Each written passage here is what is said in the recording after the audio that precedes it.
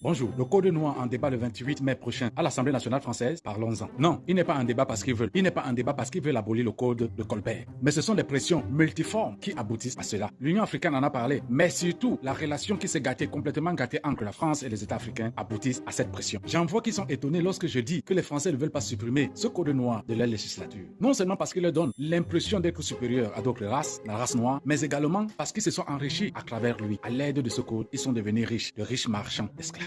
C'est pour cela que vous voyez qu'aucun président jusqu'à Macron n'a osé toucher à ce code, parce qu'il s'affirme de la génération de ceux qui bénéficient de ce code noir, les enfants d'esclavagistes. Cela fait plus de 25 ans que la loi Taubira a été votée en France. Rien ne bouge. Certains disent même que le code noir a été oublié. Vous y croyez vraiment? On a oublié de supprimer le code qui disait de prendre les noirs comme des meubles. L'argument de l'oubli ici nous fait comprendre l'état mental du dirigeant français, de l'homme blanc. Pendant plus de 300 ans après l'abolition de l'esclavage et plus de 25 ans après l'adoption de la loi Taubira, le pays des droits de l'homme, la France, est encore là en train de se demander, à se poser des questions. Devrons-nous l'abolir ou non? Je vous explique encore. Certains hésitent, refusent, font tout pour que rien ne change. Nous sommes là pour vouloir recoloniser l'Afrique et ce code peut nous être utile. Pourquoi le supprimer? Vous comprenez pourquoi c'est à la fin de son mandat, à moins quelques mois qu'il parte de la présidence française, que Macron ose faire un projet de loi. Et qui dit projet de loi ne dit pas proposition de loi. La proposition de loi vient du peuple, de l'Assemblée nationale. Le projet de loi vient de la volonté d'un homme ou alors de son équipe, de la présidence, de celui qui dirige. Vous comprenez donc pourquoi je vous dis depuis que ce n'est pas le peuple français qui veut l'abolition, ce code noir. Ils n'ont manifesté nulle part le désir, le besoin de le supprimer. Ce sont des pressions. C'est une manière, une autre de faire les clins d'œil aux Africains, de remettre à plat certaines relations pour un tout peu redorer le blason à la France. Et aujourd'hui, tout se passe en France, comme s'ils ne sont pas fiers d'être petits-fils profiteurs des esclavagistes. Mais l'histoire retiendra que c'est une proposition de loi et qu'elle doit être débattue le 28 mai prochain. Et ne vous étonnez pas que le 28 mai, il y ait encore des personnes qui sont cons ou alors qui vont s'abstenir. Je vous le rappelle, ils veulent recoloniser l'Afrique. Et certains se diront toujours au fond d'eux, ce code noir nous sera peut-être encore utile. Nul n'ignore aujourd'hui que l'État profond français est faite essentiellement d'anciennes familles esclavagistes et que les familles riches aujourd'hui en France, les plus riches, sont les héritiers de ces familles esclavagistes.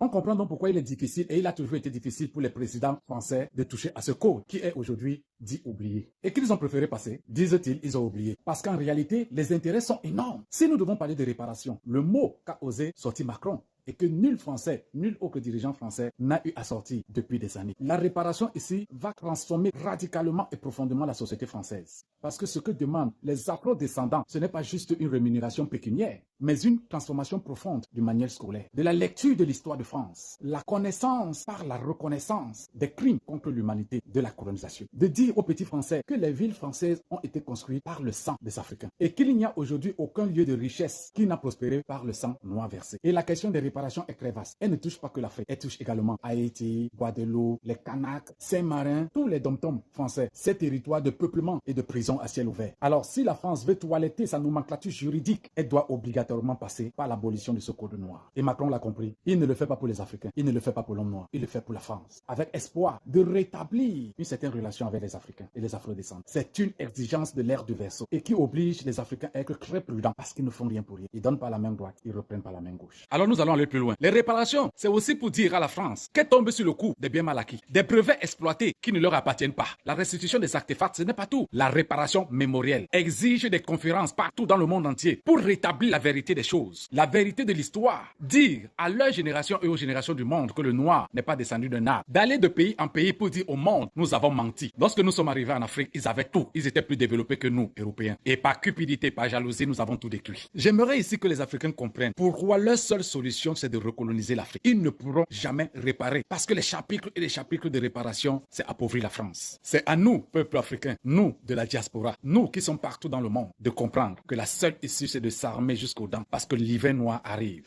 L'abolition du code noir ouvre juste un nouveau chapitre de combat. Je vous ai toujours dit qu'ils seront violents. La perte de privilèges rend fou et violent. Le monde est en train de changer. Les blocs sont en train de se recréer, les blocs de puissance. Les faibles vont périr et disparaître. Mais une chose est sûre et ne doit jamais quitter l'esprit de l'Africain. Nous devons reprendre tout ce qu'ils nous ont volé, tout ce qui a été volé en Afrique. Nous devons ramener en Afrique tout ce que nos ancêtres ont eu à créer, à produire et qui dorment aujourd'hui dans leurs musées, dans leurs maisons, qui font leur richesse, qui font leur gloire, qui font leur grandeur. Pas de distraction, restons focus sur ces objectifs. Nous devons honorer nos ancêtres. C'est une mission, une vision, une exigence. Nous sommes des Noirs, le peuple de Dieu, ou nous ne le sommes pas.